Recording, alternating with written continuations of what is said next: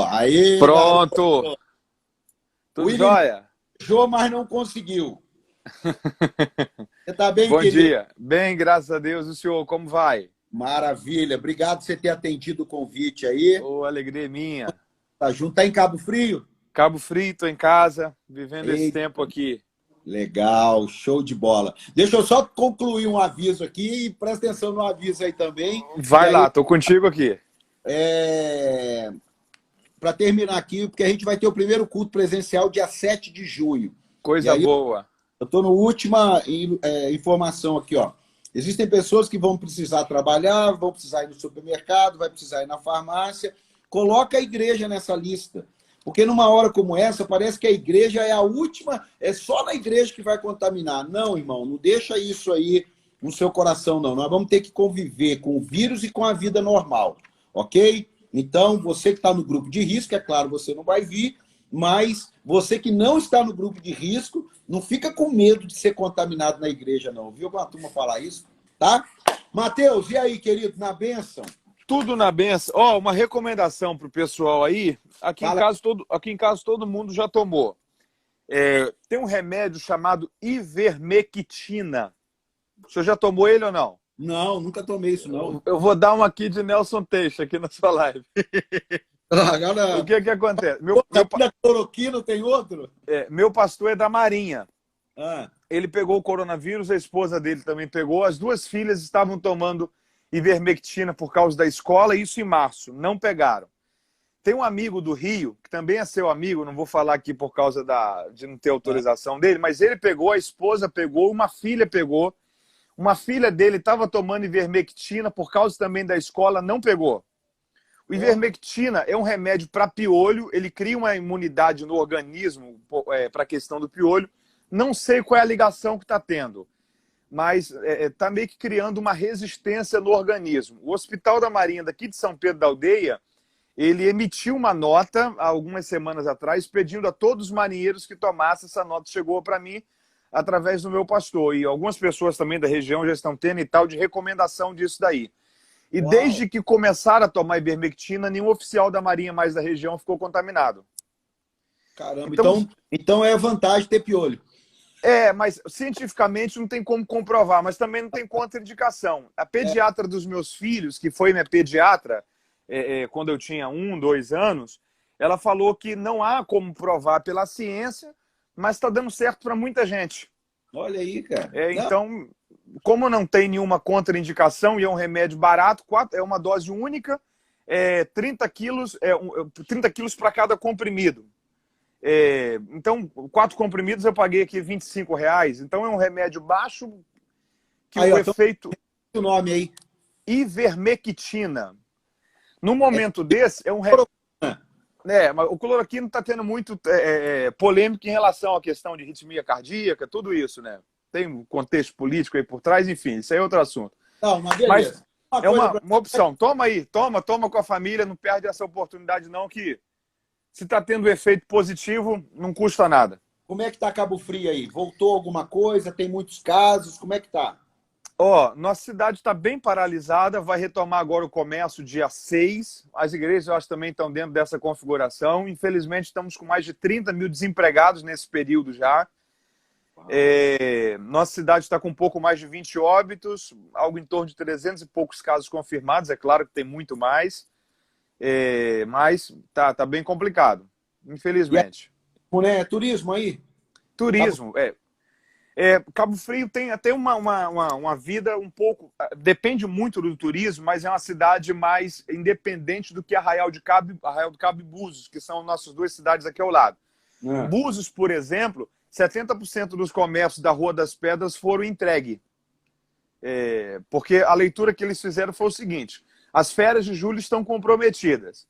E a próxima temporada alta também está, porque a economia está numa recessão que não dá para ter noção de quanto tempo vai levar para o pessoal se recuperar financeiramente. Então, a ideia que eles tiveram é o seguinte, a leitura que eles fizeram. A temporada alta desse ano já passou. O aluguel de Búzios é muito caro, principalmente na Rua das Pedras. Não vale a pena pagar 1 ano de aluguel por uma temporada do ano que vem, que com certeza vai ser muito mais limitada. Então, 70% já devolveram as lojas, quebra de contrato, acordo de contrato, enfim. 70%? Da Rua das Pedras, as lojas foram devolvidas. Caramba, cara.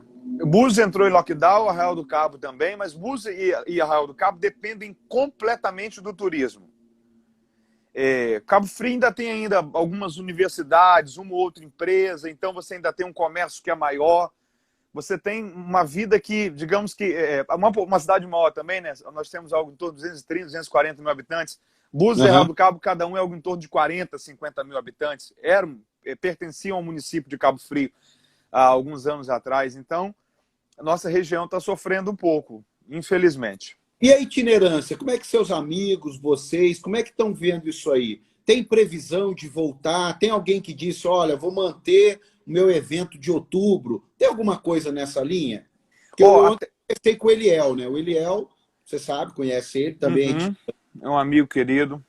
Você também é. E como é que está essa logística aí? Até julho os congressos foram cancelados. Eu já comecei a ter convites a partir de agosto.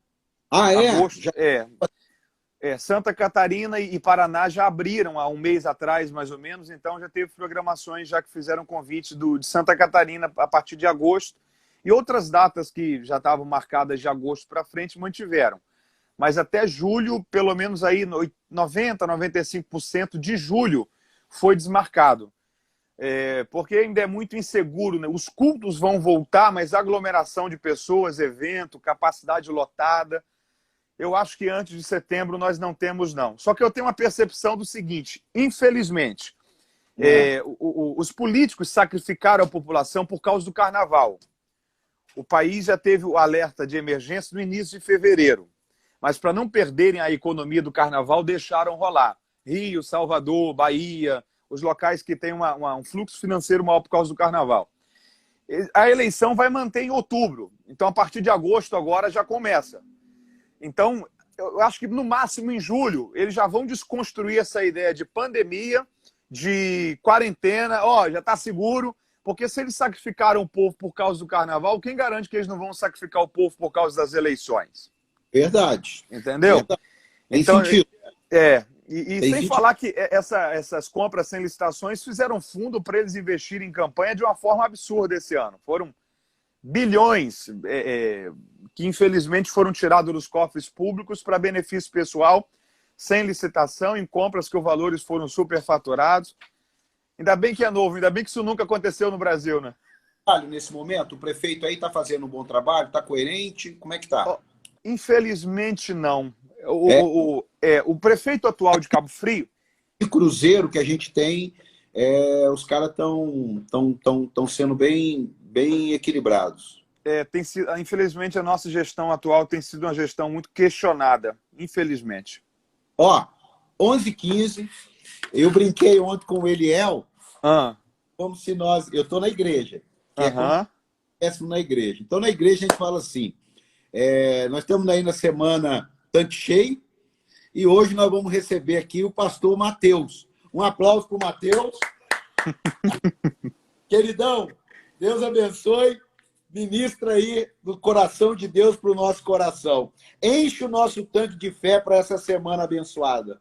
Amém. Eu quero fazer um convite para o pessoal que está com a gente aí. Nós estamos aí com algo em torno de 50 pessoas. Envia aí por esse aviãozinho aqui que você tem do lado do comentário. Envia aí para pelo menos 5, 10 pessoas. Traga mais alguém para essa live, para esse tempo de reflexão. E siga aí o Pastor Paulo no seu Instagram. Durante toda essa semana, às 11 da manhã, vários homens de Deus estão compartilhando a palavra de Deus no seu coração. Pastor Eliel Lima, Pastor Christian, Apóstolo Joel Pereira. Eu acho que o Pastor Eliezer também está? Não, é o Pastor Christian. Pastor Christian, mas tem mais um. O Eliel... O Eliel, eu, você, o Joel e o Eliel. E o Eliel, pronto. O Eliel foi 2 vezes. O Eliel fez a abertura e vai fazer o encerramento. Você, o Joel... o Christian e o Matheus, né? Coisa boa. O pastor Paulo é pastor de uma igreja muito linda, que é a Igreja para Sempre de São José dos Campos. É um plantador de igreja no Vale do Paraíba, em São Paulo. Plantou uma igreja também que floresceu de uma forma muito especial e muito relevante na cidade de Cruzeiro. Então, Você que ainda não segue o Pastor Paulo, siga o Pastor Paulo e acompanha toda essa maratona de ministrações dessa semana, que eu tenho certeza que vai abençoar muito a sua vida. Pastorzão, tem uma palavra que tem estado no meu coração nesses dias. Jeremias capítulo 6, versículo 16. Jeremias capítulo 6, versículo 16. Eu nunca tinha me atentado para esse texto. Algo em torno de 3 semanas atrás, conversando com um amigo, o pastor Marcelo, ele é missionário em Madrid, é um amigo já de muitos anos, é daqui do Rio, da base missionária do CEMIPA, mas serve já há alguns anos a Assembleia de Deus de Madrid, desenvolve um trabalho muito social, muito importante com moradores de rua no centro de Madrid, evangelizando aquelas pessoas e reconectando aquelas pessoas de volta a um padrão de sociedade, apresentando o evangelho para eles através do pão que eles precisam para não terem fome. Então é um trabalho muito rico.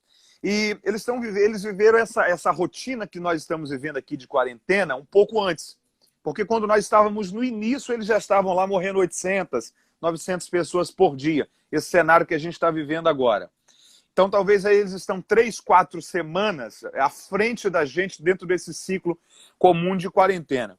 E tem uma palavra que norteou a igreja, que ele faz parte lá em Madrid nesses dias, e ele compartilhou comigo, e isso fez muito sentido para mim, esse versículo.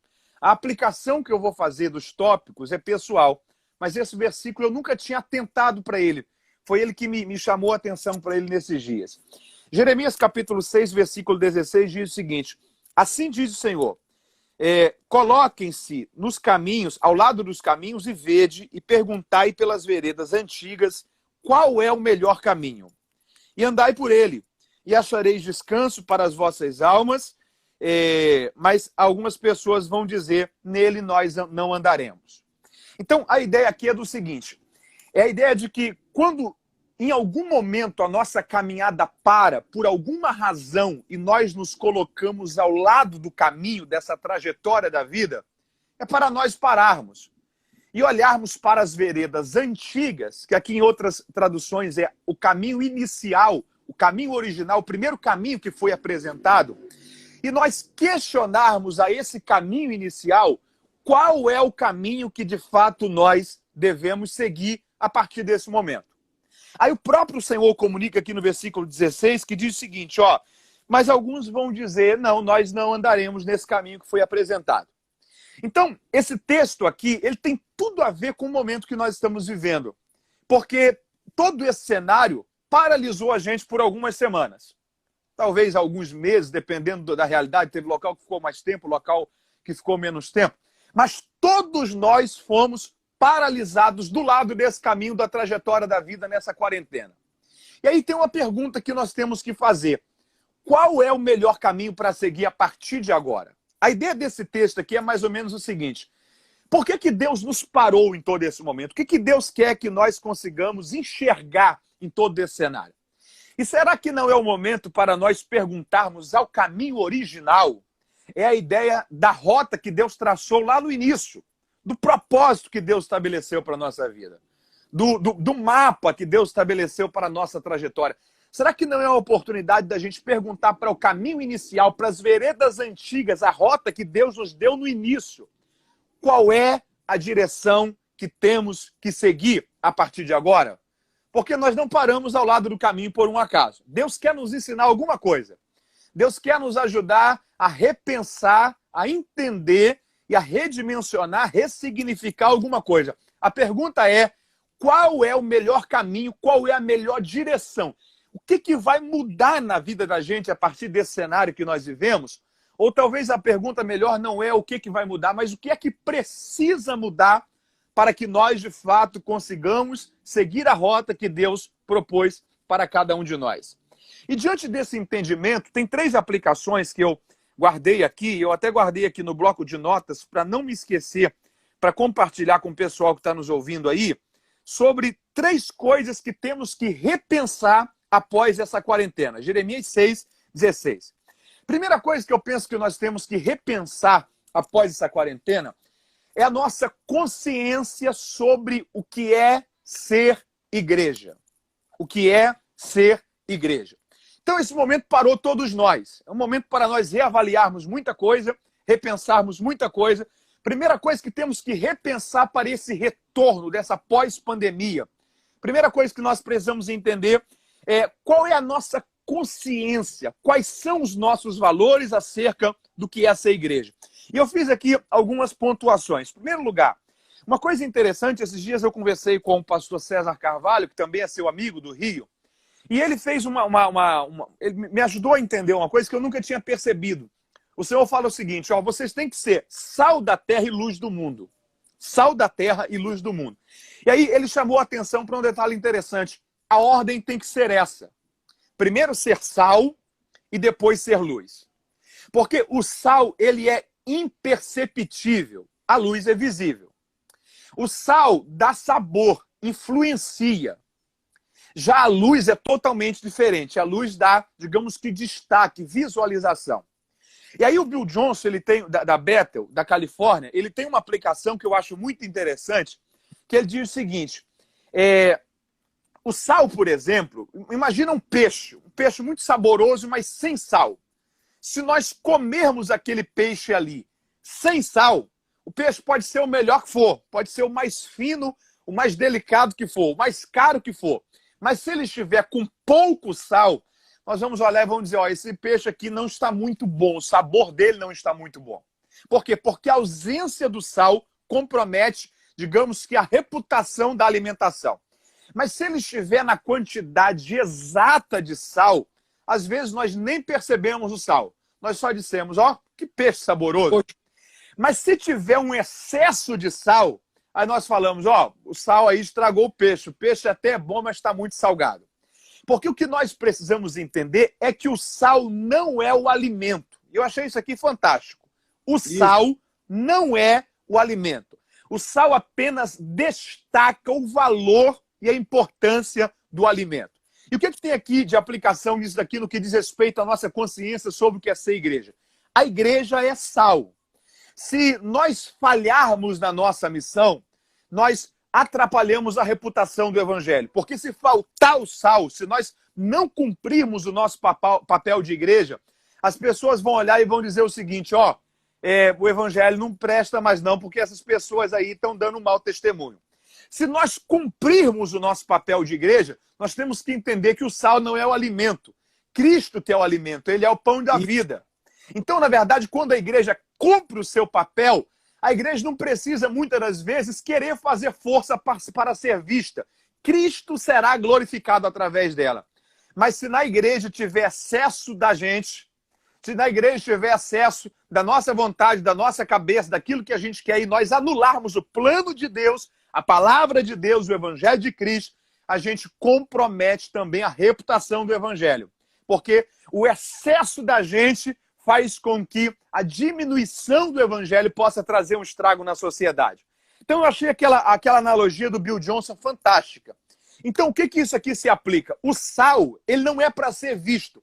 O sal é para influenciar. E tem que estar nessa ordem, porque o problema é que às vezes nós queremos primeiro ser luz para depois ser sal. E se nós cumprirmos o nosso papel de ser sal, nós não vamos precisar fazer força para ser luz. Porque se nós influenciarmos como sal, automaticamente nós seremos percebidos como a luz. Então, eu penso que é um momento para a gente ressignificar e repensar isso daqui na cabeça da gente. Qual é a minha consciência sobre o que é ser igreja? Primeira analogia aqui, essa questão do sal. Segundo, o que é ser de fato um cristão? Em Antioquia, a Bíblia nos diz que pela primeira vez os discípulos foram chamados de cristãos. Pastor Paulo, eu fico pensando uma coisa. Imagina a sociedade olhando para aquelas pessoas ali e dizendo, rapaz, esse grupo aí é diferente. O que eles são? São judeus? Não, judeus não são não. Ah, mas então eles são gregos, eles seguem aí a filosofia de Platão, de Aristóteles, de Sócrates? Não. Então são epicureus? Não, também não são epicureus, não. Mas que grupo é esse? Nós nunca vimos esse grupo aqui por Antioquia. Ah, é um grupo aí diferente, mas que características são essas de comportamento, de fala, de posicionamento, de prática, de vida? Eles seguem, alguém segue? Seguem Cristo. Ah, então quer dizer que esse comportamento deles tem tudo a ver com o que Cristo ensinou? Tem tudo a ver. Ah, então nós vamos chamar esse grupo aí de cristãos. O que eu fico pensando é o seguinte: qual era o comportamento, a consciência, a prática de vida da igreja de Antioquia para a sociedade, os ímpios, olharem e dizerem, não, esse povo aí representa Cristo. E não Esse carregava a Bíblia, né? Não tinha o Não. exterior. Não tinha terra, não tinha gravata, não tinha Bíblia, não tinha placa de igreja. Era a igreja orgânica. Era gente que manifestava o caráter de Cristo. A pergunta é, será que se a sociedade olhar para nós hoje, se nós não tivéssemos o nome de cristão, se nós não tivéssemos placa de igreja, se nós não carregássemos Bíblia, será que eles iriam olhar para a gente e dizer, ó, esse povo aí parece com Cristo. Esse povo aí lembra o que Cristo ensinou. Esse povo aí representa o que Cristo diz que eles tinham que representar. A pergunta é, se a sociedade olhasse para nós hoje como olharam para a igreja de Antioquia, será que eles iam dizer, esse povo é cristão, sem que nunca esse termo tivesse sido dito, tivesse sido criado? Nós precisamos repensar, após essa pandemia, a nossa consciência sobre o que é ser igreja. E aí, um outro ponto é o seguinte, e essa frase tem guardado e tem marcado a minha vida nos últimos anos. Igreja é mais do que um lugar que eu frequento. Igreja é uma família que eu pertenço. Então, isso daqui eu penso que é uma chave para nós entendermos o nosso posicionamento sobre a igreja. Porque as igrejas que apenas construíram a comunidade cristã que eles faziam parte, apenas na característica de um lugar que se vai, mas não de uma família que se pertence, durante esses 3 meses ela foi totalmente desconstruída. Ela foi totalmente desorganizada. Mas a igreja, que era mais do que um lugar para frequentar, era uma família para pertencer, ela manteve os vínculos, ela vai voltar mais forte, ela vai cumprir o seu papel, porque é esse momento que nós paramos ao lado do caminho para nós olharmos para as veredas antigas, para o caminho inicial e pensarmos, será que é esse o caminho que eu tenho que continuar seguindo? Ou será que há alguma coisa que eu tenho que melhorar a partir desse momento da trajetória? Por que foi que Deus nos parou nesse momento do caminho? Em primeiro lugar, para nós repensarmos a nossa consciência sobre o que é ser igreja. Segundo lugar, para nós repensarmos o nosso senso de cumprimento de propósito e de chamado. Porque eu penso que esse tempo ele parou e ele passou pela nossa cabeça, de todos nós, a consciência do para que eu estou aqui? Porque, o pastor Paulo, nós temos visto tantas pessoas morrendo. Eu creio que o senhor conhece várias pessoas que morreram. Essa semana eu tive a tristeza de ver um amigo, pastor em Maceió, 46 anos, Puxa. um homem, um gestor, um amigo, uma pessoa extraordinária, que infelizmente partiu por causa da Covid. E aí nós ficamos pensando o seguinte, tanta gente boa, de tanto potencial, de tanta riqueza que se foi. E aí eu me lembro de uma frase do Miles Monroe que dizia que o lugar mais rico do mundo é o cemitério. O lugar mais rico do mundo é o cemitério. Não são as ruas de Nova York, nem as ruas de Zurique, nem os bancos suíços, nem os paraísos fiscais que estão espalhados por vários locais do mundo. O lugar mais rico do mundo é o cemitério. E a ideia dele era o seguinte, porque no cemitério existem sonhos que nunca foram compartilhados, amor que nunca foi vivido, sorriso que nunca foi dado, projetos que nunca saíram do papel, livros que nunca foram escritos. Olha a quantidade de valor que morreu sem que o mundo soubesse da existência disso. E aí nós pensamos o seguinte, Deus tem nos dado o privilégio de permanecer vivos. Qual é o propósito de Deus para a nossa existência? E aí tem uma alegoria que eu gosto muito, de 2 livros. Primeiro, Salmo 139, o segundo, Apocalipse, de número 20. Salmo 139 diz que há um livro onde Deus prefixou todos os nossos dias. Há um livro onde Deus prefixou todos os nossos dias. O segundo livro, Apocalipse 20, é o livro que a Bíblia chama de o livro das obras. O livro das obras. Então, dentro de uma linguagem alegórica, era como se Deus tivesse pegado um livro, olhado para mim, e o dia que eu nasci, 14 de setembro de 1990, e Deus olhasse para mim e dissesse assim, Mateus, você está nascendo hoje. Ó, eu tenho planos para você. Deixa eu prefixar aqui quais são os meus planos. E Deus começou a anotar, uma linguagem alegórica, Deus começou a anotar e Deus prefixou no livro todos os meus dias. A sensação que eu tenho é que Deus olhou para José e Deus prefixou sobre ele, ó, governador do Egito. Deus olhou para Moisés e Deus prefixou, ó, libertador de Israel. Deus olhou para Paulo e Deus prefixou, ó, apóstolo dos gentios. Há um livro onde Deus prefixou todos os meus dias. Segundo o livro, Apocalipse 20, é o livro das obras. É como se no final da minha vida, ó, morreu Mateus. Deus pegasse o livro das minhas obras e dissesse assim, deixa eu dar uma olhada de que forma que foi que Mateus viveu. As decisões que ele fez. Deixa eu ver quem foi Mateus. E aí a minha pergunta é o seguinte, será que quando Deus pegar o livro onde ele prefixou todos os meus dias e o livro das minhas obras, Deus colocar um diante do outro, será que vai bater? Será que Deus vai olhar para mim e vai dizer, servo bom e fiel? Ou será que Deus vai olhar para mim e dizer, Mateus, eu tinha tantas coisas boas para você, mas que pena que você quis viver pela sua cabeça e não pela minha, pela sua vontade e não pela minha, pelo seu coração e não pelo meu. Então, esse momento que a vida parou a gente precisa, antes de retomar, olhar para dentro de nós e dizer o que é que Deus propôs para mim? Qual é o chamado de Deus para a minha vida? O que Deus espera de mim?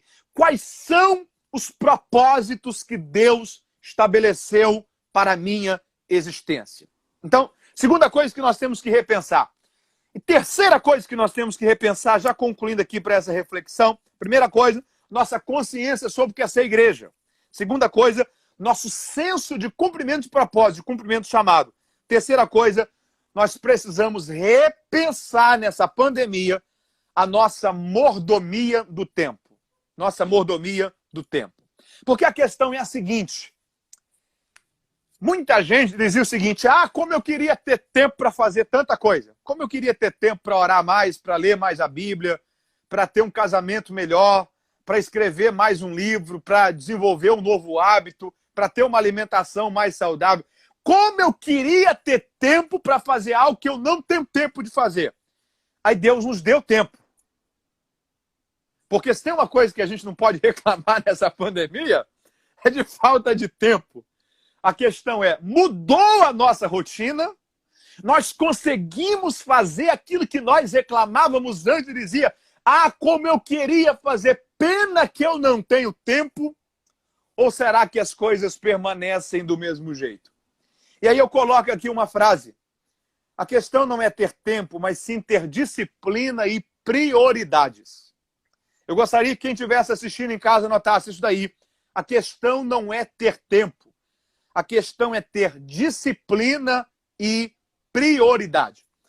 O que é disciplina? Disciplina é fazer mesmo que esteja sem vontade. Isso. Disciplina é fazer mesmo que esteja sem vontade. É coisa pra gente madura, né? É coisa pra gente bem resolvida. É coisa pra gente que sabe o que tem que ser feito, independente se eu estou com vontade de fazer ou não. Disciplina.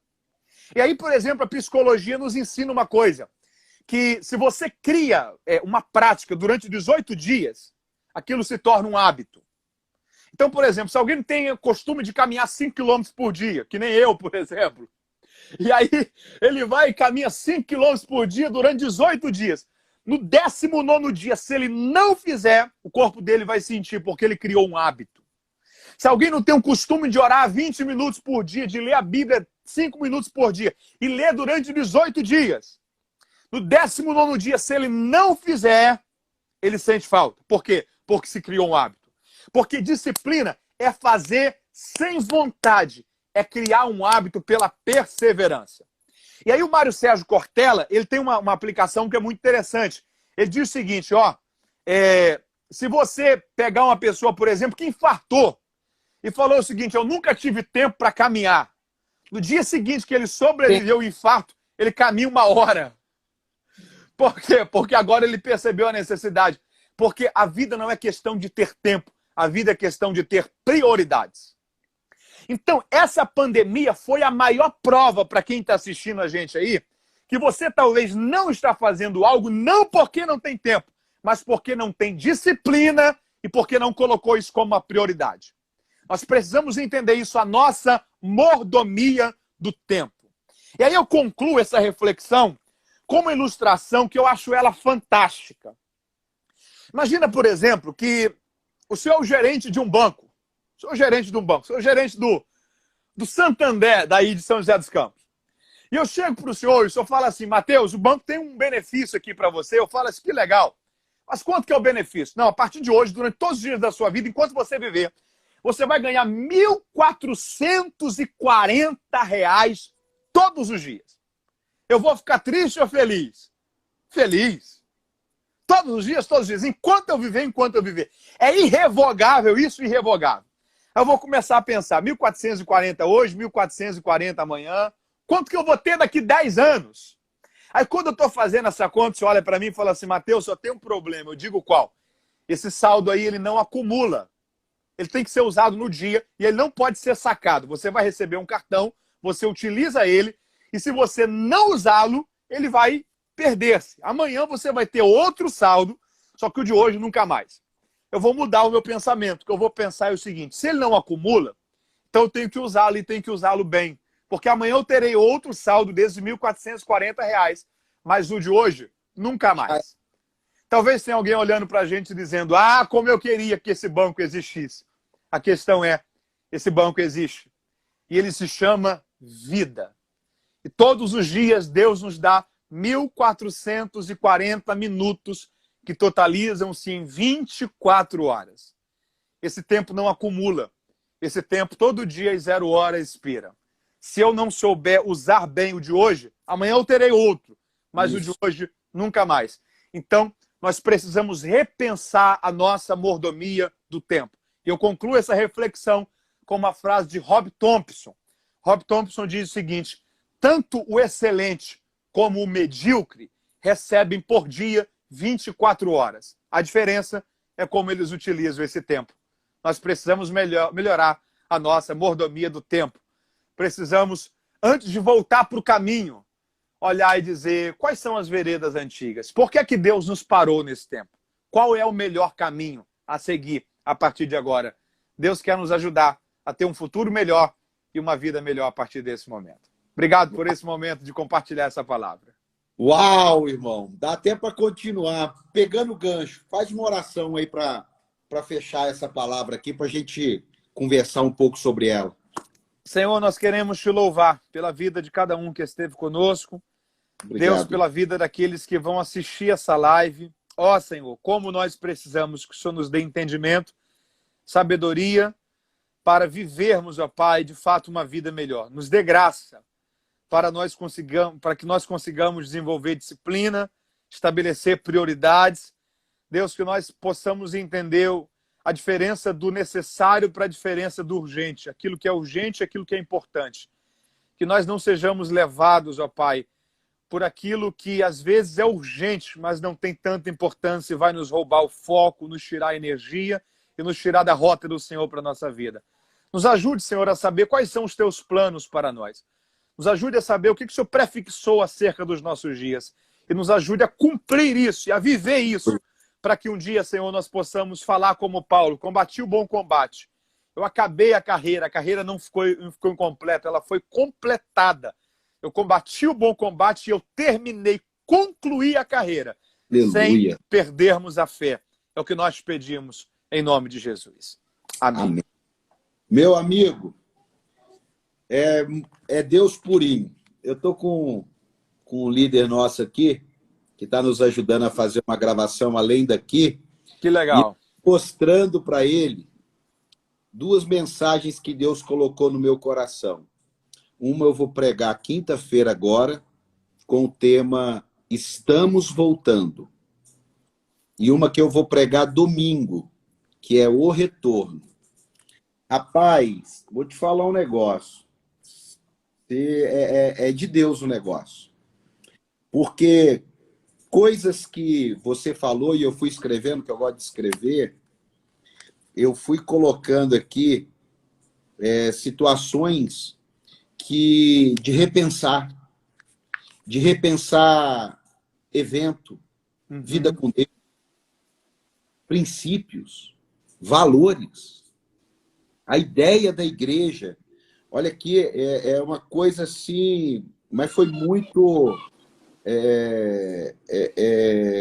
confirmadora. E ontem, a minha mulher foi se arrumar, escovar dente e tal, dobrei meu joelho na beira da cama, falei, Deus, confirma essas palavras, porque num tempo que está todo mundo voltando, parece que você tem que trazer uma mensagem assim, aquela euforia. Não. E aí, Deus começou a trabalhar no meu coração uma mensagem de consolidação. Uma das marcas das igrejas saudáveis desse tempo é que o púlpito delas não se transformou em um local de euforia, mas se transformou em um local de instrução. As pessoas estão carentes de entendimento. Olha para você ter uma ideia. Você estava aqui, ó, eu anotei a sua mensagem aqui e como que ela foi costurando, sabe? Dando um acabamento, porque eu escrevi hoje, ontem à noite. Estão informando aí que tem uma pessoa que entregou a vida para Jesus durante a live. Isso. Se essa pessoa puder mandar uma mensagem, talvez, para o perfil do senhor, pelo meu, para que seja identificada. Sim, a gente viu, já está até comunicando aqui já. Ela já está comunicando aqui. É uma coisa assim que realmente... Aqui, ó, isso aqui que eu estava procurando. E nesse estamos voltando, tudo precisa convergir para Deus. Eu acho que sem percebermos, e aí você colocou o excesso da gente, as coisas foram convergindo muito para as necessidades humanas. Então a palavra pecado, nesses anos, foi se transformando em problema. A palavra luta foi se transformando em tradição. Hoje nós vivemos, hoje não tem luta. E aí, ao invés de sermos levantados como um exército, fomos acabando nos tornando crianças. Se o senhor me permitir, sobre essa questão de pecado, só fazer uma aplicação, posso? Fala. Eu acho que nós temos que ter um entendimento sobre o pecado a partir de Moisés e Josué. Uma figura que eu acho que nos dá a ideia de repensar o que é pecado segundo Deus. Quando Deus se encontra com Moisés na sarça, Êxodo capítulo 3, Deus olha para ele e fala assim, Moisés, tira a sandália dos seus pés porque o lugar que você está é terra santa. Só que a questão é, quando ele terminou de ter aquele encontro com Deus, o que ele fez? Ele foi para casa descalço ou ele calçou a sandália e foi para casa? Ele calçou a sandália e foi para casa. A prova disso é que 40 anos depois, quando Moisés já estava morto, Deus se encontrou com Josué antes da conquista de Canaã, e Deus olhou para Josué e repetiu a mesma fala que ele falou com Moisés há 40 anos antes. Tira a sandália dos seus pés, porque o lugar que você está é terra santa, antes deles cruzarem o Rio Jordão. Então, a cultura de andar com sandálias não havia sido perdida. Aquilo não havia sido transformado numa doutrina. Sim. Tem duas coisas que têm que ser entendidas aqui. Por que Deus pede que Moisés tire as sandálias e por que Moisés volta a usar as sandálias? Moisés volta a usar as sandálias porque ele entendeu uma coisa. Santidade não tem a ver com o que eu uso, santidade tem a ver com a proximidade que eu tenho de Deus. Por muito tempo se rotulou que santidade tem a ver com se eu uso bermuda ou não, se eu uso maquiagem ou não, se eu uso brinco ou não, se eu vou à praia ou não. Por muito tempo se rotulou isso. Então tem que ser entendido isso. Santidade tem a ver com a proximidade que eu tenho de Deus, porque quanto mais perto dele, mais parecido com ele eu sou. Tem a ver com a comunhão. Mas por que 40 anos depois Deus olha para Josué e Deus fala o seguinte, ó, tira a sandália dos seus pés porque o lugar que você está é terra santa. Deus estava renovando um princípio. Que Deus estava dizendo o seguinte, Josué, passaram-se 40 anos, é uma outra geração. Só que não se esqueça de uma coisa, o que era pecado há 40 anos atrás continua sendo pecado hoje. Então, de algum modo, nós precisamos entender isso. Aquilo que é pecado sempre vai ser pecado. E o que é pecado? É aquilo que a palavra de Deus não nos orienta a fazer. Porque, olhando de um modo geral, só existe um tipo de pecado: desobediência à palavra de Deus. O camarada que adultera está pecando porque está desobedecendo. O filho que não honra os pais está pecando porque está desobedecendo. O marido que não ama a esposa está pecando porque está desobedecendo. A esposa que não é submissa ao marido está pecando porque está desobedecendo. O pai que provoca a ira nos filhos está pecando porque está desobedecendo. Aquele que descumpre a palavra de Deus está pecando porque está desobedecendo. Pecar é desobedecer a palavra de Deus. Então, o que a palavra de Deus diz tem que ser guardada para sempre. Mas aquilo que foi invencionista da nossa cabeça, dogma religioso sobre o que era pecado ou não, tem que ser repensado. Porque Deus quer nos trazer uma consciência de maturidade sobre o que é pecado segundo Deus, para que vivamos uma vida saudável de santidade ao Senhor. Então, e em cima disso, eu acredito que as mensagens... as pessoas que são da nossa igreja sabem, a gente prioriza o nome da igreja, é palavra eterna e para sempre, que a palavra eterna é para sempre. Então é um ministério da palavra, é um ministério da palavra. E eu vou até pegar aqui a mensagem, essa que eu falei aqui, é a que eu estou trabalhando agora para sexta-feira. Uma coisa que a gente vai precisar fazer nesse período é uma desintoxicação também. E essa desintoxicação, ela é uma desintoxicação espiritual. Porque a gente está tendo, assim, oportunidade de buscar Deus em primeiro lugar. Se não está buscando com tudo parado, se não está buscando, podendo acordar tarde, então há um momento, há uma prova também nessa hora daquilo que Mateus 6,33, que foi o versículo que deu origem ao nome da nossa igreja. Buscai, pois, em primeiro lugar, o reino de Deus e a sua justiça. E aí, o que é isso? Vai passar tudo. O coronavírus vai passar, assim como passou tantos outros. Mas a palavra de Deus, ela vai continuar. Passarão os céus e a terra, mas as minhas palavras não passarão.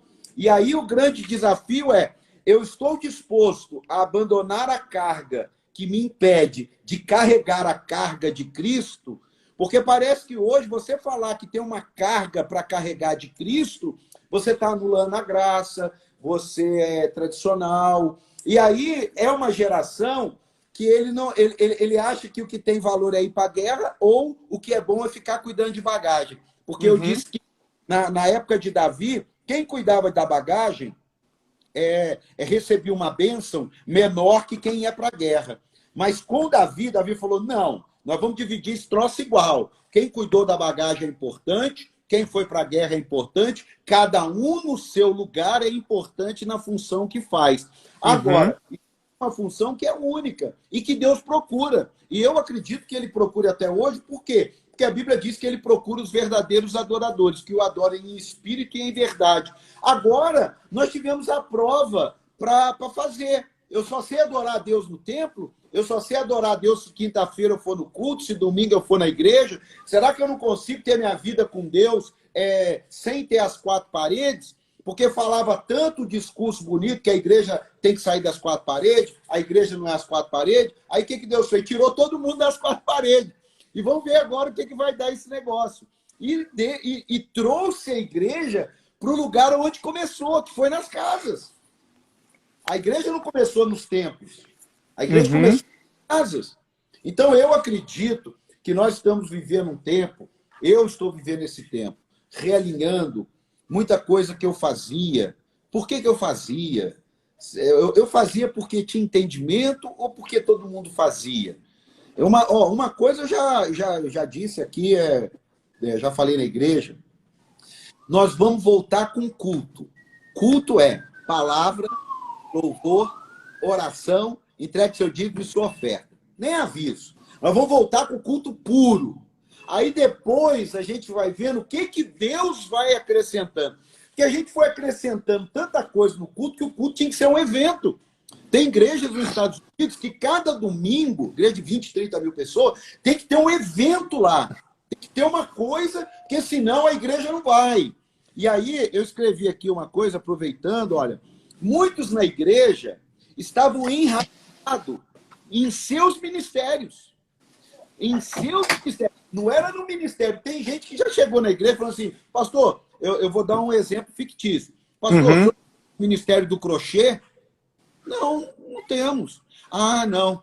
Então não vou ficar aqui não, porque eu amo o ministério do crochê. Peraí, cara. Ministério? Peraí, vamos dar uma parada. Que negócio é esse? A pessoa saiu de uma igreja que pertenceu... Ela não está procurando uma igreja para buscar Deus. Ela está procurando o ministério do crochê para ela fazer parte. Está entendendo isso aí? Uhum. Então, eu acredito que agora, eu como pastor, esse dia eu comecei a ler mensagens de 4, 5 anos atrás. Eu falei, eu não prego isso mais. Já passou. Isso aqui passou. É o maná. Agora está vindo um outro maná de conscientização, de tirar o excesso da gente e colocar a plenitude de Deus. Uhum. Eu falei assim, ó, eu preciso voltar, eu estou falando por mim. Por mim. Eu já não via mais a necessidade de chegar no templo, dobrar o joelho, que a gente via. Dobrar o joelho, fazer oração. Um dia você dobra, outro dia não dobra. Não, estou chegando aqui e tal. Eu falei, o quê? Eu quero voltar, entrar na igreja, dobrar o joelho, isso é uma bênção. Agradecer ali. Aleluia! Não é por maldade, é que são coisas que você fala, peraí. Eu não tô sendo religioso. Não, eu tô agradecendo a Deus. Eu tô me humilhando ali e falar, Senhor, usa a minha vida para adorar o Senhor. Uma outra coisa que eu falei na igreja. A nossa igreja, quando eu digo a nossa igreja, eu tô dizendo a igreja. Uhum. Boa parte dela aprendeu o quê? Eu vou domingo, me encho e me esvazio durante a semana. Aí chega domingo, eu chego no tanque na reserva. Aí eu encho de novo. Não, eu tenho dito o seguinte, amado, no domingo você derrama o que você encheu durante a semana, e enche e continua derramando e enchendo. Aquilo que acontece durante a semana é o que vai revelar o que vai acontecer em 1h30, 2 horas de culto. Você não pode falar assim, pô, o louvor hoje não está legal. O louvor não está legal? Fala como é que foi seu domingo. Acordou meio-dia, assistiu Faustão, ouviu música, foi jogar bola, chegou correndo em casa, chegou atrasado no culto, mandando zap, e aí com o louvor não está legal? O louvor não está legal? Não. Nós vamos ter que reconfigurar essa ideia aí, ó. Nós vamos ter que reconfigurar. O louvor pode estar uma porcaria. Se você está cheio de Deus, irmão, você não está nem aí pro louvor. E o louvor pode estar ungido, derramando azeite na voz, você está vazio. Então, essa reconfiguração aí na igreja, né, do evento, louvor, 30 minutos cantando. Não esquentou, não. Mais 15 minutos cantando, não esquentou, não. 1 hora cantando. Claro, nós não somos assim, não. Mas essa pira que o louvor tem que... Não, cara, eu mudei meu conceito, mas eu não mudei porque eu quis. Eu mudei porque simplesmente Deus apagou e eu estou aqui olhando tudo do lado de fora, falando, meu Deus, essa igreja era nossa, mas tinha coisa que não era sua, não. Tinha coisa que não estava na sua mão mesmo, não. Vai voltar. Eu vi isso aqui acontecer. Pastor, você tem um ministério de tal coisa? Não. Porque eu gosto muito daquele ministério. Poxa, eu gostei da igreja, gostei da palavra, gostei do povo, mas eu sei servir naquele ministério. Eu falei, meu Deus, o que aconteceu com a igreja? O que aconteceu com a gente? Irmão, eu vou falar uma coisa pra você, eu estou animado demais com esse tempo, porque infelizmente não, a Bíblia diz que todas as coisas cooperam. Então, estamos vivendo um momento infeliz? Sim. Mas ele está cooperando, sim. É que a gente tem uma visão limitada, né? Esse dia eu preguei o quê? Que quando o povo de Israel estava sendo oprimido, dando trabalho dobrado, triplicado para ele, o projeto da libertação já estava prontinho. Então, tem hora que entre o projeto acontecer do céu para a terra, na terra fica meio complicado. Eu estou pregando direto agora sobre a Vale dos Ossos Secos. E aí eu fui prestar atenção o que é barulho. Barulho é desordem. Antes do exército se levantar, lá o primeiro passo foi uma desordem. Foi um barulho que ninguém entendia. Depois que veio o som, que a gente já começou a fazer sentido. Então eu creio, vivemos um período de muito barulho, e vivemos um período de vai vir o som e as coisas vão acontecer e nós vamos romper em nome de Jesus. Tá ligado, irmão? Tá ligado. Tanque cheio. Tanque cheio. Mestre, você tem 3 minutos para dar uma palavra final aí, ó. Tem que pegar uma figurinha sua com a bomba de combustível e botar na frente da igreja lá. Pastor Paulo, eu só quero mandar um abraço a todos que estão nos ouvindo. Ó, você que entrou no final da live, vai ficar salva. Tem uma palavra que foi ministrada aí que eu penso que vai abençoar muito a sua vida. Volte lá, assista, siga o pastor Paulo e que Deus nos ajude a saber qual é o caminho certo para seguir depois desse cenário aí que nós estamos vivendo. Meu amigo, contigo. Um beijo no seu coração, obrigado. Eu vou te mandar um zap, você vai me ajudar no projeto aí à distância. Tranquilo. Vou te mandar um zap agora. Tá bom. Matutando aqui um negócio aqui. É isso aí, é tanque cheio. Tanque cheio. Ó, chegou agora, mas você pode assistir aí que vai ficar registrado. Verdade. E amanhã eu vou estar recebendo o pastor Christian de Oliveira, que é pastor da DEVEC São Paulo. Uhum. E na sexta-feira encerramos essa semana tanque cheio com o apóstolo Joel. Estava chamado essa semana tanque cheio na igreja. Olha. Aí, quando eu fui cancelar, eu falei, pô, mas posso chamar uns amigos, dar um tempo, não ficar bate-papo, deixar um minuto pregando a palavra ali, e ficou bênção pura, obrigado, beijo no seu coração. Vou te mandar um zap agora aqui. Tranquilo. Pessoal, fique na paz. Daqui a pouco eu vou postar o vídeo para o pessoal que é membro, que quer visitar a nossa igreja. Tem que ter o sorriso para o pessoal fazer o print e marcar a gente no Stories. Então vamos lá. Vamos lá, no 3.